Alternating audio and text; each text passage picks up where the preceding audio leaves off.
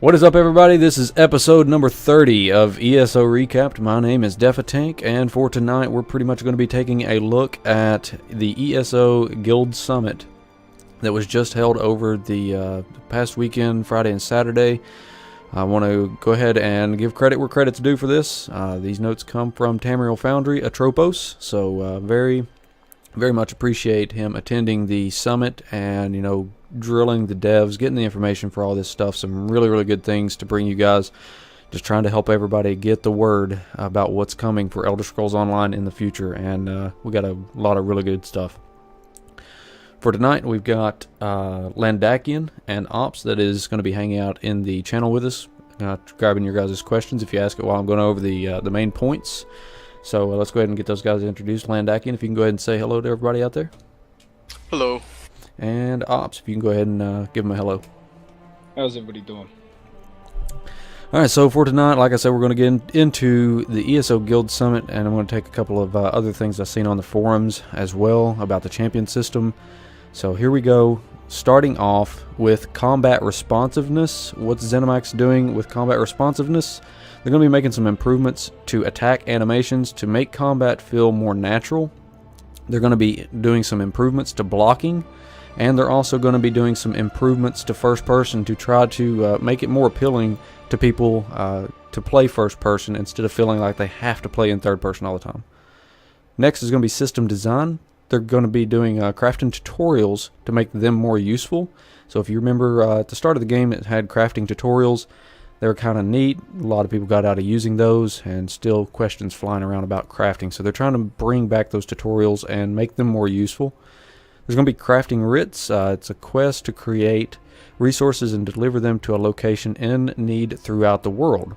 Rewards from these quests will feed back into your trade skill, granting inspiration, crafting materials, and a new item survey reports. These reports are similar to treasure maps and point towards resource caches that contain private and contain high yield versions of the normal nodes. So, example, if you go out into the world right now and you find a log, for instance, and you chop it up and it's got 3 pieces of wood on it, the way that I take this is these reports, as you do them, you're going to be able to find a private node that when you use it, it's going to have more materials in it or better materials in it.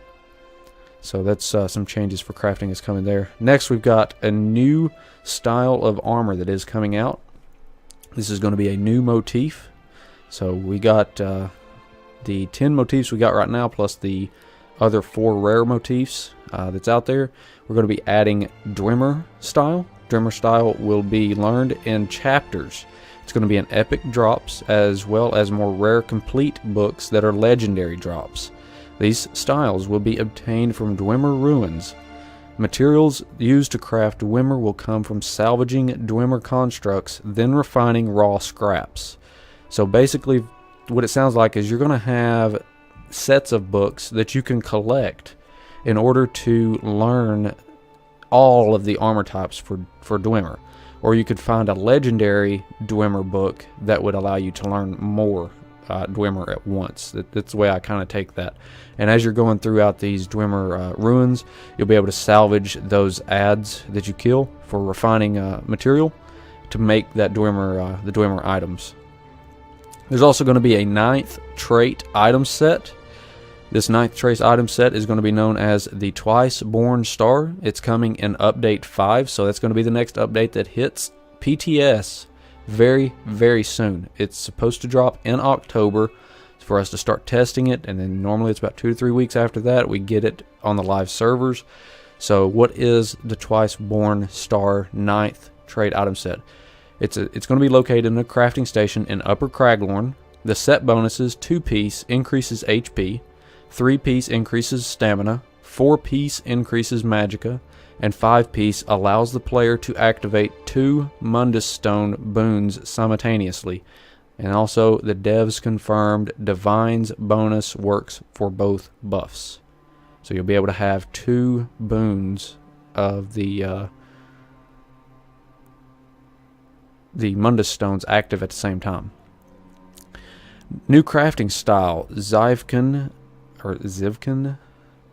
I don't know, Xivkyn, aka You've seen this from one of the previous episodes in episode number 27, I believe it was, covering the future of ESO Panel, Imperial Daedric.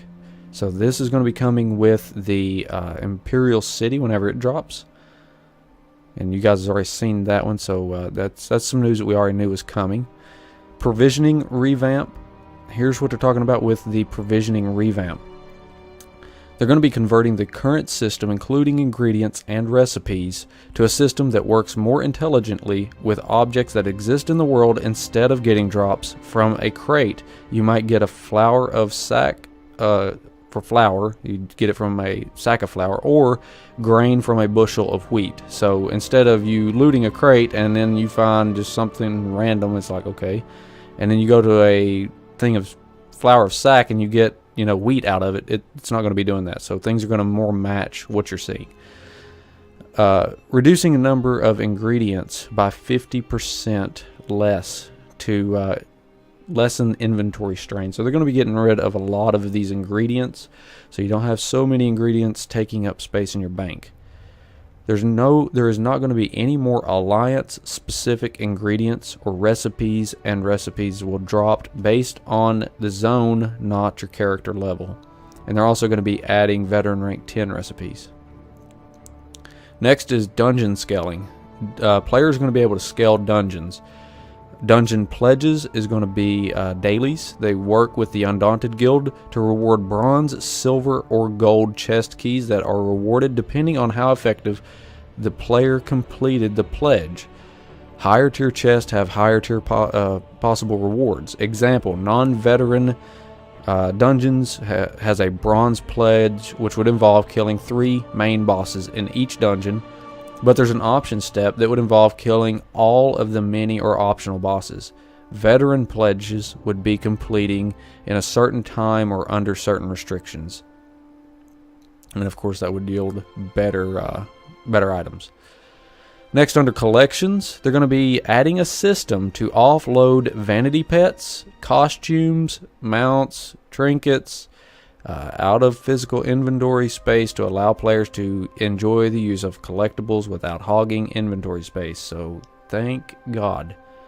No more is all of these trophies and pets and stuff like this going to take up tons and tons of your bag space and bank space. You're going to have a dedicated slot for this stuff to be housed in, so you're going to have a lot more space.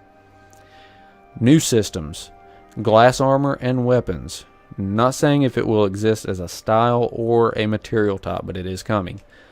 Next, you're going to have spellcrafting, poison making, and jewelry crafting all coming into the game. And lastly, mount racing. They're going to be introducing mount racing. AVA and the Imperial City. So we're going to be talking about some PvP stuff here. This first one is, wow. Minimum rank requirement to purchase forward camps. So it looks like they're going to make it to where you're going to have to be a certain rank in PvP in order to actually purchase a forward camp. Now, will you still be able to use them? So if somebody used or bought one, sent it to you, could you still use it? Sounds like you probably could, but being able to purchase them, you're going to have to be a certain rank in order to purchase them. So I think that's to combat the troll camps that's been going on. Next, you got buffs will be local to the campaign only for PvP.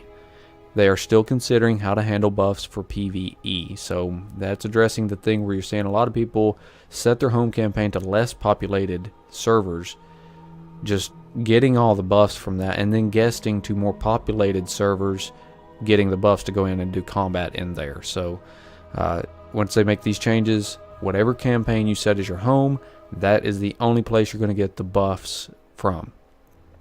Anti-tunneling boundaries and ways to block exploits, where players basically wiggle through terrain and objects to get underneath the world. So they're going to be fixing a lot of stuff where people's been getting under the maps and doing stuff that they shouldn't be doing.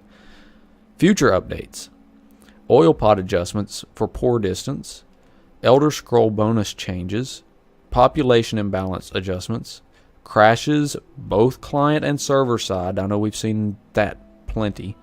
And also Spirit of the Game antics, aka spies, trolls, guesting issues. So that's all stuff that they do have on deck to address and fix. Next is going to be the Imperial City. It's primarily a PvE zone and has PvP aspects to it. The sewers, it's a super large public dungeon. Districts contains capture locations with PvE events. Difficulty is tuned for 1 to 2 players at high level. Each campaign has their own Imperial City, and all 3 sides will potentially have access to the Imperial City at the same time. Next, you're getting access is gated by controlling your 6 home keeps. So what is your 6 home keeps? That is the keeps that is considered the 2 that's right in front of your scrolls where they sit. You got the one in the middle, and you got a couple more out in front of it, and then the edges. So you got to control your 6 home keeps in order to have access to the Imperial City. Population cap is shared between Cyrodiil and the Imperial City. So if one side floods into the city, getting Imperial City under a lot of control, then basically they're not going to have as many players on outside of the Imperial City and Cyrodiil to defend keeps and things like that, ensuring that they can have Imperial City. So it's going to be a balance thing. You're not going to have your own separate populations for Imperial City and Cyrodiil. It's all one thing. What's inside of the Imperial City? I spoke a little bit about it. Districts. It's going to have Temple, Elven, Gardens, Market, and Arena. The new armor sets plus the Zyvkin crafting style. 6 new 8-hour buffs from the Divines, similar to Mundus Stone buffs, but they're temporary. They are AoE beneficial, so if you have a buff, it will affect you or affect your nearby allies as well. There's lots of enemies to kill. You'll get a lot of gold, XP, and loot. And then lastly, the White Gold Tower is initially not going to be accessible. Next, and this was something I thought was very interesting to mention about forward camps. How are they being changed? At first, they're being nerfed. So I believe that that's in the thing of having to be a certain rank to purchase them. Looks to me like a nerf for that. But beyond that, they said possibly being removed later. So they're looking at possibly removing forward camps altogether, it sounds like. XP in Cyrodiil. XP has been tweaked up for players. So whenever they get kills, it's 4 times the monster kills. The daily quest was changed because of the way that players were gaming the system. So, you used to have the just kill enemy players, and they started adding things like kill Templars and things like that. So that way you just can't get with your buddies and sit there and farm AP all day with it. All the XP that you gain within the Imperial City is set to a high multiplier as well. Lastly, under the Imperial City and PvP, siege weapons, do they work in the Imperial City? No, they only work in mainland Cyrodiil. So you cannot have siege weapons in the Imperial City. Next, we're going to start taking a look at the champion system and veteran XP.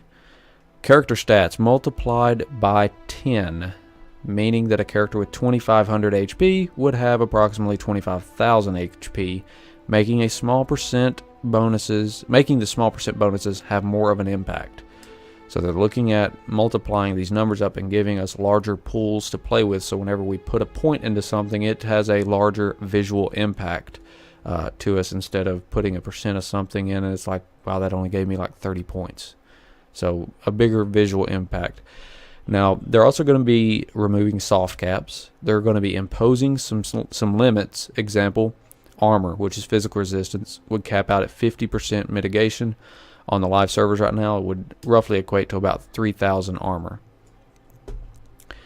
Each source of benefit to certain stats will have its own caps. Example, buffs, equipment, traits, and more things like that will have their own independent maxima to contributing towards the overall limit. So they're going to be really breaking everything down and putting limits on each individual stat to better accommodate these larger pools as well. Once limits are in place, the actual numbers on abilities, items, enchants, weapons, etc., they're all going to have to be changed. Adjustments to NPCs and monster stats and abilities. So they're going to have to adjust monsters and things to accommodate for these large